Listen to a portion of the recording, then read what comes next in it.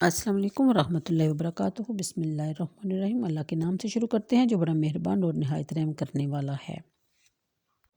پارہ نمبر 10 سورۃ توبہ کی آیت نمبر 57۔ شان نزول: یہ آیت ذوالخویسرہ تمیمی کے حق میں نازل ہوئی۔ اس شخص کا نام حرقوس بن ظہیر ہے اور یہی خوارج کی اصل بنیاد ہے۔ بخاری اور مسلم کی روایت میں ہے کہ رسول کریم صلی اللہ علیہ وسلم مال غنیمت تقسیم فرما رہے تھے تو ذوالخویسرہ نے کہا کہ یا رسول اللہ عدل کیجئے۔ حضور نے فرمایا تجھے خرابی ہو، کیا میں عدل نہ کروں گا تو عدل کون کرے گا؟ حضرت عمر رضی اللہ تعالیٰ عنہ نے عرض کیا کہ مجھے اجازت دیجئے میں اس کی گردن اڑا دوں۔ حضور صلی اللہ علیہ وسلم نے فرمایا کہ اسے چھوڑ دو، اس کے اور بھی ہمراہی ہیں کہ تم ان کی نمازوں کے سامنے اپنی نمازوں کو اور ان کے روزوں کے سامنے اپنے روزوں کو حقیر دیکھو گے۔ وہ قرآن پڑھیں گے اور ان کے گلوں سے نہ اترے گا، وہ دین سے ایسے نکل جائیں گے جیسے تیر شکار سے۔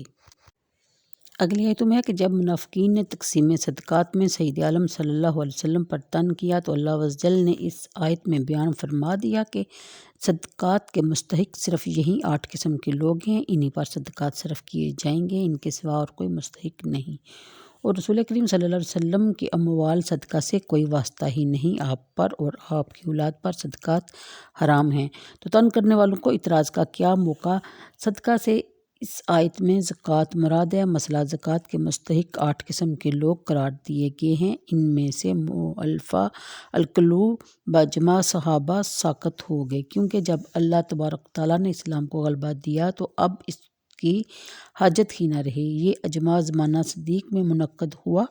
مسئلہ فقیر وہ ہے جس کے پاس ادنیٰ چیز ہو اور جب تک اس کے پاس ایک وقت کے لیے کچھ ہو اس کو سوال حلال نہیں۔ وہ اور مسکین وہ ہے جس کے پاس کچھ نہ ہو، سوال کر سکتا ہے۔ عاملین وہ لوگ ہیں جن کو امام نے صدقے تقسیم کرنے پر مقرر کیا ہو، انہیں امام اتنا دے جو ان کے اور ان کے متعلقین کے لیے کافی ہو۔ مثلا اگر عامل غنی ہو تو بھی اس کو لینا جائز ہے۔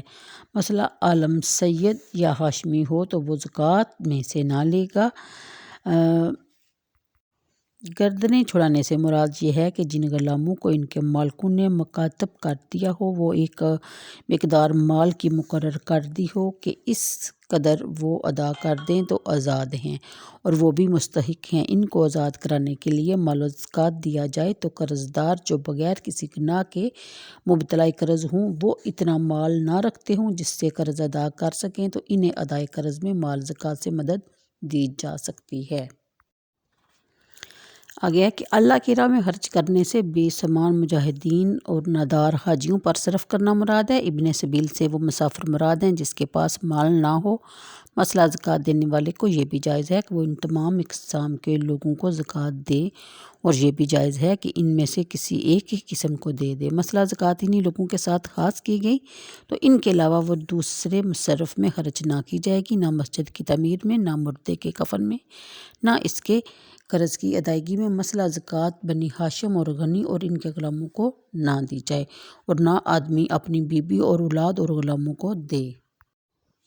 اس سے آگے بیان ہے کہ یعنی سید عالم صلی اللہ علیہ وسلم کو شان نزول: منافقین اپنے جلسوں میں سید عالم صلی اللہ علیہ وسلم کی شان میں ناشائستہ باتیں بکا کرتے تھے۔ ان میں بعض نے کہا کہ اگر حضور کو خبر ہوگی تو ہمارے حق میں اچھا نہ ہوگا۔ جلاس بن سوید منافق نے کہا کہ ہم جو چاہیں کہیں حضور کے سامنے مکر جائیں گے اور قسم کھا لیں گے تو وہ کون ہیں، ان سے کہہ دیا جائے سن کر مان لیتے ہیں۔ اس پر اللہ تعالیٰ نے یہ آیت نازل فرمائی اور یہ فرمایا کہ اگر وہ سننے والے بھی ہیں تو خیر اور صلاح کے سننے اور ماننے والے ہیں تو شر فساد کے نہیں۔ اگلی آیت شان نزول: منافقین اپنے مجلسوں میں سید عالم صلی اللہ علیہ وسلم پر تنگ کیا کرتے تھے اور مسلمانوں کے پاس آ کر اس سے مکر جاتے تھے اور قسمیں کھا کھا کر اپنی بریت ثابت کرتے تھے۔ اس پر یہ آیت نازل ہوئی اور فرمایا گیا کہ مسلمانوں کو راضی کرنے کے لیے قسمیں کھانے سے زیادہ اہم اللہ اور اس کے رسولوں کو راضی کرنا تھا۔ اگر ایمان رکھتے تھے تو ایسی حرکتیں کیوں کی جو خدا اور رسول کی ناراضگی کا سبب بنی۔ تو آج کے لیے اتنا ہی، مجھے دیجیے اجازت۔ دعاؤں میں ایک دوسرے کو یاد رکھا کریں۔ ویڈیو اگر پسند آئے تو صدقہ جاریہ سمجھ کر لائک اور شیئر کر دیا کریں۔